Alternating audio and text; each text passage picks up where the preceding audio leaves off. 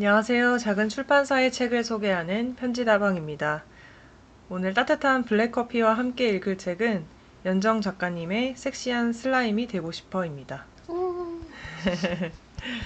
오늘 음료는 블랙커피를 정해봤는데 사실 네. 옆에서 지연님이 드시고 계시기도 하고 이 책을 읽으면서 묘한 그 쌉싸름한 느낌이 계속 들었어요. 근데 표지는 되게 몽글몽글하고 네. 귀여운 느낌인데 글은 전혀 그런 느낌이 아니었어가지고 표지랑 블랙커피만 보면 연상이 좀 안 되실 수 있지만 네. 책을 읽어보시면 왜 제가 블랙커피를 골랐는지 아마 아실 수 있을 것 같아요. 좀. 저는 지금 겉면만 보고 있는데 네. 이 표지에 되게 이렇게 동화적인 느낌이잖아요. 이 느낌에 섹시한 슬라임이 되고 싶어도 뭔가 좀 갭이 있다라고 생각을 했는데 여기에 블랙커피까지 더하시니까 완전 모르겠어요 지금. 맞아요. 또 저는 이 섹시한 슬라임이라는 말이 너무 MG 느낌이었거든요. 완전 발랄한 그런 책인 줄 라고 생각했는데 작가님의 그 결을 그대로 하신 것 같고 이 섹시한 슬라임이 되고 싶다라는 거에 대한 이유가 있었는데 제가 나중에 찾으면은 얘기해 드리도록 하겠습니다. 저희가 너무 많이 북마크를 해놔가지고 네. 이 북마크 중에 뭔지 찾아야 돼서. 오, 찾았어요, 바로. 네. 그 못하는 거 알면서 꾸준히 하는 사람이 좋다. 이제 그런 사람이 주연보다 빛나는 조연이다. 이런 얘기를 하셨고, 그래서 그런 우직한 사람을 보면서 되게 멋있어 보인다. 그래서 나도 섹시한 슬라임이 되고 싶다. 그런 얘기가 있네요. 네? 섹시한 슬라임이라는 말이 어떻게 이어진 거죠? 1,000번을 주물러도 모양이 잡히지 않는 슬라임 같은 의지. 그 우직함을 이렇게 묘사를 하셨어요. 그래서 섹시한 슬라임이 되고 싶다라고 하셨네요. 보통 우직하다고 하면 네. 이제 정형화되는 그 뭐라 그럴까요? 좀 그런 딱딱한 성질을 더 말할 것 같은데 어떻게 슬라임에 그거를 비유를 하셔서 재밌게 들리네요. 네, 그렇죠. 그래서 제목은 되게 그런 발랄한이지만 이런 식으로 좀 그런 진지한 삶에 대한 이야기를 하고 있는 책이고 이 작가님이 10대부터 10대, 20대, 30대 이야기를 나눠서 이제 책에 실으셨고 글이 엄청 이제 막 어렵다거나 아니면 길다거나 이런 느낌이 아니라서 한 편 한 편 되게 가볍게 읽을 수 있는 책이었습니다. 저는 연정 작가님 첫 책인 내일은 내일의 해가 뜨겠지만 오늘 밤은 어떡하나요? 라는 책을 읽었거든요. 근데 이 책은 푸른색에 이렇게 되게 단정하게 그리고 좀 미니멀하게 디자인이 되어 있어서 사실 같은 작가님 책인지 몰랐어요. 섹시한 슬라임이 되고 싶어 라는 책이. 정말 다양한 사람과 다양한 어떤 성격이 부여가 되는구나 책에 어떤 시기마다 라고 생각했는데 또 안에 느낌은 비슷한 결인 것 같더라고요. 네네. 얘기를 나눠보니까. 네. 그래서 저는 되게 이게 저희가 이제 샘플 도서를 읽다 보니까 저는 책 읽을 때 막 엄청 줄 긋고 주인공 이름에 동그라미 꼭 해야 되거든요.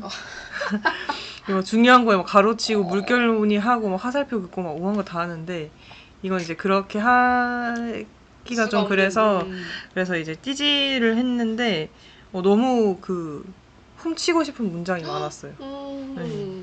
하나만 소개해 주시면 안 되나요? 그래서 근데 저는 이제 문장보다는 이거 해놓은 거는 생각하게 하는 부분에 이거 태그를 달아놔가지고 이 부분을 읽어보겠습니다. 유머는 슬픔에 대적할 만한 강력한 무기이며 슬픔이라는 재료를 어떻게 요리해서 내놓는지는 요리사의 마음이다. 라면서 이제 이 작가님이 되게 유년기에 가정 환경이 그렇게 좋지 않으셨다고 얘기를 하시는데 콩가루를 보면서 우리 집이네? 이러면서 웃는 장면이 나오거든요. 근데 이게 이제 본인이니까 이렇게 유쾌하게 말할 수 있는 거라고 저는 생각하고 그쵸. 이렇게 또 받아들이는 게 또 멋있다고 생각이 들었습니다. 그러니까 이게 이런 생각하게 하는 말 앞에 이 사람의 그 경험이 단단한 경험이 같이 있어가지고 네. 그래서 섹시한 슬라임이 되고 싶다고 하셨지만 이미 슬라임이신 것 같다는 생각이 들었어. 그런 것도 있었고 여기 또 옆에 편지가 있는데 나는 누군가의 노동을 입고 먹고 누린다 하면서 그 노동의 가치에 대해서도 얘기하는 게 있었고 그냥 다 좋았어요. 그리고 그 중에 가장 기억에 남았던 이야기가 그 친구가 가정폭력을 당한 그런 이야기가 나오는데 집에 식칼을 들고 뭐 이렇게 하셨나 봐요. 그래서 칼이 그럴 일이 거의 없는데 부러진 거예요. 그 칼끝이. 그 정도로 완전 집에 큰 사건이 있었던 거죠. 근데 그러고 나서 이제 그 남은 이제 피해자라고 해야 될지 그런 어머니나 이런 그 친구분은 자녀분은 그 공포에 떨고 있지만 다시 아무렇지 않은 일상을 또 살아가야 되는 거예요. 왜냐면 또 그 화를 돋구면 안 되니까. 네. 그러면서 이 얘기를 너가 글로 써줘. 이렇게 얘기를 하는 거예요. 괴로워. 그래서 그게 되게 이게 서로 곁에 그래도 서로가 있어서 다행이라고 해야 될지 엄청 깊은 이야기가 있어가지고 사실 저는 정말 그 평안한 가정 환경에서 자라가지고 네. 그런 거에 대한 사실 이해가 잘 없긴 없거든요. 그런 미디어에서 접하거나 네. 이런 거라서 진짜 완벽하게 이 세계 그 경험하신 것들을 이해할 수는 없겠지만 네. 그래서 이 작가에게 이런 글이 나올 수 있고 이런 에너지로 이 책을 이끌어 가는구나 그런 걸 느꼈어요. 저희 글방 하면서 읽었던 네. 그 양치기들 협동조합에 그런 내용이 나와요. 고통을 물질로 승화를 만들기 위해서 네. 뭐 이제 글을 쓴다거나 막 이런 식으로 풀어낸다는 내용이 있었는데 네네.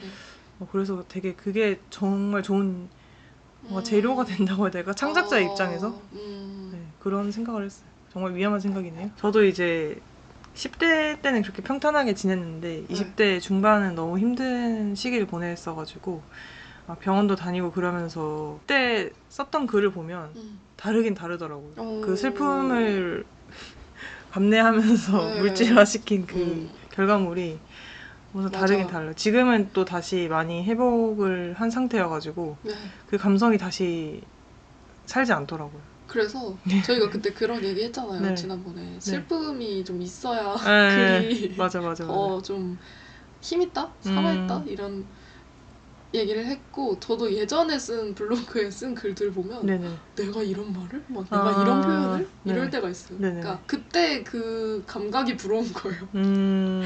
근데 그러기 위해서는 그 시간들이 있어야 되잖아요. 근데 그 시간들은 너무 괴로워서 돌아오고 싶진 않은데 그냥 정말로 사람이 어떤 순간을 통과하려고 애쓰고 있을 때 나오는 건 다르구나. 지금은 이제 그 흉터가 너무 연해져서 그게 있었다는 인상만 있고 딱 상처가 났을 때의 피는 다 없어졌잖아요. 피딱지고 이런 거 다 없어지고 그러니까 그 순간에 아픔이나 이런 거를 끌어와서 쓰고 싶어도 좀 가장하고 있다는 생각이 들어요. 주위 사람들이 또 말하기는 그 뭐랄까 불안감이나 위기감을 동력으로 쓰지 말라고 하더라고요. 네네네. 그래서 네. 이제 글이 좀 평안하고 편히해지고 그런 거 아닌가 라는 아쉬움은 있어요. 맞아요. 근데 그런 것 같아요. 저도 그게 좋은 땔감이 될 수는 있지만 그걸 계속 그 땔감만으로는 배를 계속 앞으로 밀고 나가기는 어려운 것 같고 그냥 이제 글쓰기는 성실함이랑 꾸준함이 더 중요한 것 같다는 생각이 들어요. 네. 그래서 저도 어릴 적에 나름대로 내가 글을 그래도 내가 다른 친구들보다는 잘 쓰네라고 생각을 했지만 막상 대학에 들어가 보니까 더 잘하는 사람 많았고 엄청 많죠. 그러면서 이제 한번 좌절을 했는데 다시 이제 글쓰기를 하기로 결심하고 나서부터 또 글 실력이 많이 다시 좋아졌어요. 그냥 그때 포기하지 않고 계속 했으면 또 우직하게 슬라임이 됐으면 네. 그러면은 잘 썼을 수도 있는데 너무 나를 몰랐던 것 같고 네. 아니면 그 글을 멈춘 시간이 있어서 또 나중에 이렇게 기폭제처럼 발전이 빨리 보였을 수도 있고 맞아요. 더 쌓인 열망이 있었으니까 그런 CG들이 다 한 번씩은 네. 있는 것 같아. 네. 저도 그런 생각을 많이 해요. 요새 연예인들 보면 딱 그런 생각이 들어요. 아, 이 사람은 이때가 전성기, 지금이 전성기구나. 아, 근데 또 이제 갑자기 한순간에 위기가 또 찾아오고 그게 잘 되고 나면 그러고 난 뒤에 또 이제 다시 올라오는 거는 이제 그 사람이 또 그 포기하지 않고 꾸준히 했느냐 안 했느냐에 맞아요. 따라서 또 달라지더라고요. 저력이 이제 그때 보이잖아요. 너무 잘 된다고 잘난 척 하지 말아야겠고 지금 안 된다고 좌절하면 안 되겠다. 다 때가 있는 거고 맞아요. 남들이 봐주던 아니던 꾸준히 하고 있으면 맞아, 맞아. 그게 이제 물길이 텄을 때 이렇게 타고 그냥 자연스럽게 가면 되는 건데 거기서 이제 멈추고 있으면 그냥 그대로 끝나버린다는 생각도 들고 아, 사람은 한번 바닥을 경험하면서 진짜 많이 성장하는 것 같고 내가 진짜 피하고 싶어도 그게 찾아오는 수밖에 없는 것 같아요. 그 진짜 힘든 시기가 어쩔 수 없이. 네. 그래서 연정 작가님도 지금은 그 시기가 다 지나가셔서 좋은 또 작가님으로 성장하시고 좋은 일만 있으셨으면 그런 얘기를 사실 하고 싶었어요. 너무 앞에 서론이 길어졌는데 또 지금은 이제 최근에 또 중세도 하시고 2세 네. 그쵸? 사실 2세가 아니라 17세를 17세를 하셨더라고요. 하셨더라고요. 제가 네. 다음 주에 소개할 책을 17세를 리커버로 17세 한다는 이야기를 네. SNS에서 최근에 봐서 너무 잘 지금 되고 계신 것 같아요. 그러니까 저는 사실 자신이 없어가지고 네. 절판해버린 책도 있는데 아, 사실 제일 잘 나가는 책이었는데 계속 이제 하는 게요? 네. 그거를 그거를 계속 찍어낸다는 것에 대한 부담감도 있고 맞죠. 그 또 용기가 또 필요한 일이에요. 네. 근데 저는 이렇게 아까 앞에 그렇게 다 말해놓고 멈추려고 하는 아, 이만큼 팔았으면 됐지 이런 사람이었는데 네. 근데 뭐 사람마다 다른 거니까. 네. 선택도 다르고 네. 기회도 다르고. 뭐 변명을 붙여보자면 이제 그 중세할 돈으로 새 책을 만들어서 새로운 창작물로 인사를 드리자. 그렇죠. 그러니까 그게 다른 거죠. 어디에다 중심을 두느냐가. 네. 그런 얘기였습니다. 이거 어떻게 재색 얘기까지 나왔죠? 이 책도 2세를 하셨네요. 되게 짧은 기간에 2세를 하셨고 지금 또 새로 찍지 않았을까 하는 생각이 듭니다. 그래서 저도 이 책을 읽고 나서 좀 부러워가지고 너무 글을 잘 쓰셔서 아, 나도 좀 이렇게 깊이 있는 이야기를 담은 책을 쓰고 싶다라는 욕심이 생기기도 하고 그리고 내 10대는 어땠지? 내 20대는 어땠지? 그걸 좀 다시 돌아보는 계기가 됐어요. 네. 그럼 이렇게 좀 연정 작가님처럼 삶을 좀 관통하는 책을 쓸 수도 있나요? 그런 생각도 있으세요? 저희 프로그램 하나 만들까요? 자서전 쓰기. 저도 최근에 갑자기 또 자서전에 살짝 꽂혀가지고 네. 그래서 저희 한번 써보죠. 프로그램을 만들든 아니면 우리가 써보든. 근데 나는 이게 나한테 관심이 있는 사람이 있을지 잘 모르겠어. 내 삶을 그러니까 왜냐면 저는 이 책을 읽긴 했지만 저는 그렇게 남의 삶을 깊게 들여보는 거를 그렇게 썩 유쾌하게 생각하지 않아요. 너무 내가 가까워지면 너무 이 사람에 대한 감정의 밀도가 너무 깊어져서 내가 그 감정의 짐을 같이 짊어지는 느낌이 들어서 그냥 이제 소설 같은 건 읽고 털어내면 끝이잖아요. 네. 근데 에세이는 좀 더 생각하게 되고 이 사람 괜찮을까? 약간 걱정하게 되고 이런 게 있어서 좀 무서워해요. 그래서 내 이야기를 쓰고 싶은 것도 좀 부담인 거예요. 저는 에세이 읽는 걸 진짜 좋아하는데 신기하다. 저는 소울메이트를 찾고 싶은 마음으로 에세이를 그렇게 읽어요. 세상에 나 같은 사람이 꼭 한 명은 더 있지 않을까? 이런 마음으로 엄청 읽고 그래서 에세이 읽을 때마다 나도 이런 적 있어 라는 거를 발견하면 너무 반갑거든요. 근데 그 사람이 힘든 일을 책으로 써서 낼 정도면 저는 어느 정도 이걸 해냈기 때문에 소화를 해냈기 때문에 썼다라고 생각해서 네네네. 별로 그렇게 감정에 부담은 없었는데 오. 이것이 T와 F의 차이인가. 근데 새로운 생각이다. 이미 덜어낸 상태니까. 쓸 정도면은 네. 본인이 그거를 직면하고 또 다양한 각도에서 들여다볼 수 있는 정도의 힘이 있는 거라고 생각을 해서 그럼 이 사람한테 이건 끝난 일이구나라고 그렇게 믿거든요. 네네. 그래서 응원하는 마음으로 에세이를 진짜 많이 보는데 저는 소설이 조금 그래서 공허해요. 그러니까 좀 다른 것 같아요. 나는 그 다 읽고 열심히 읽고 났는데 네네네. 좀 공허한 느낌이 있어요. 그러니까 이 세계의 사람들은 어디로 가는 거고 어떤 삶이 이어지는 거고 그냥 그게 툭 끊어져 버리잖아요. 결말이.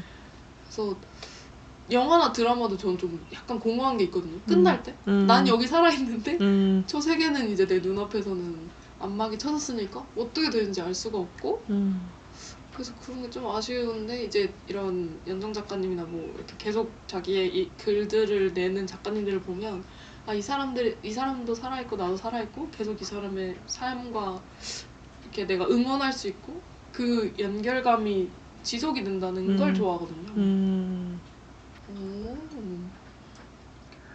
그러니까 나는 책을 학습하듯이 읽어가지고 네. 소설을 보면서 나를 배우고 싶어 하는데 네네네. 에세이는 배우는 게 아니라 그냥 성찰하고 약간 들여다보는 그런 느낌인 것 같아요. 그쵸. 저는 삶의 태도를 배우는 느낌으로 봐요. 그러니까 인간극장 이런 거 보는 거 좋아하는데 네네네. 그 사람의 삶이 너무 척박하고 이래도 네. 그 뭐 견지하는 태도나 이런 거에서 네. 정말 존경심이 드는 사람이다 이런 생각이 들 때가 있잖아요. 그런 장면에 내가 감화가 될 때가 많아서 에세이도 그렇고 다큐도 저는 휴먼 다큐만 좋아해요. 그 생물 다큐는 별로 안 좋아하고. 전 생물 다큐 좋아해요. 생물 다큐는 잘 못. 새 이런 거 있잖아요. 새 관찰하고 알 낳고 막 이런 거. 나 그건 잘 모르겠어. 그 약간 거의 우주같이 느껴져. 그러니까 너무 먼 세상 같이. 너무 귀엽고 사랑스러운데. 너무 멀리 돌아왔네요? 네, 어쨌든 저도 한번 기회가 되면 네. 써보도록 하겠습니다. 네, 자서전. 자서전. 제가 읽을게요. 와, 한 명 확보했다. 그러면 편지를 읽고 네, 마무리하도록 하겠습니다. 저는 편지를 연정 작가님한테 썼고요. 네. 이 부분을 좀 긴데 읽어보도록 하겠습니다. 세상을 바라보는 작가님의 남다른 시선에 감탄하며 글을 읽었습니다. 저는 사실 누군가 이야기에 크게 관심을 두는 편은 아닌데다가 요즘은 바쁘다는 핑계로 제 주위에 있는 많은 것들을 등한시하며 지냈어요.